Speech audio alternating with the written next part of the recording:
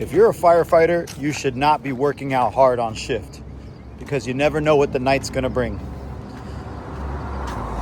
If you work out hard on shift, which I see a lot of guys do, and then you get a fire in the middle of the night, or you run 3 to 4 calls after midnight, your body's not gonna be able to repair from that hard workout, so it's useless. And combine that with the sleep deprivation and the hard work you have to do on the fire, you're gonna put your body in an overstressed state, which is gonna do more harm than good. So instead, when you're on shift, all you should be doing is low intensity, steady state, like walking, like what I'm doing right now. Most stations have a treadmill. Spend 30 to 60 minutes on shift walking. I'd also recommend doing some yoga to keep your nervous system in a parasympathetic state, 20 to 30 minutes, or 10 to 15 minutes of concentrated deep breathing exercises, what I call working in instead of working out, taking your body out of a sympathetic state and putting it in a parasympathetic state, thereby lowering your stress response. Because if you're one of those guys who thinks working out hard is the most important thing, like me, when I used to be a firefighter, you're gonna get burnt out. You're gonna lower your testosterone, which is already lowered from sleep deprivation. You're gonna fry your adrenals, and that's gonna lead to insomnia, anxiety, depression, low energy, low libido, and eventually, if untreated, mental illness. So instead of thinking you have to work hard on shift, I want you to focus on taking it easy.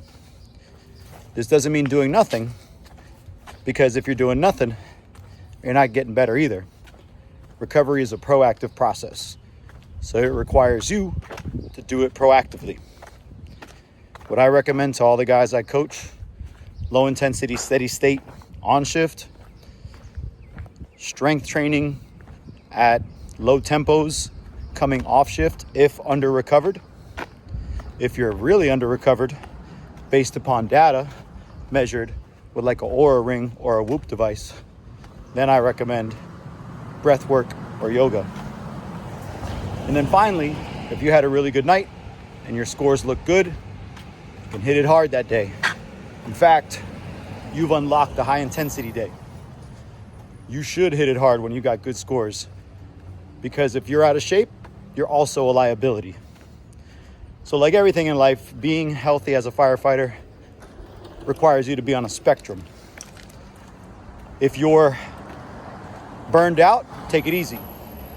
If you're fat and lazy, you may need to take it up a couple notches. Either way, you want to use data. You want to assess your hormones, your blood work, and then you want to assess your stress levels every day to direct your training. But never work out hard on shift. If you want to know more about how I help firefighters improve sleep, lower stress, and outlive the job, comment the word transform, and I'll send you my 7-step transformation for firefighters.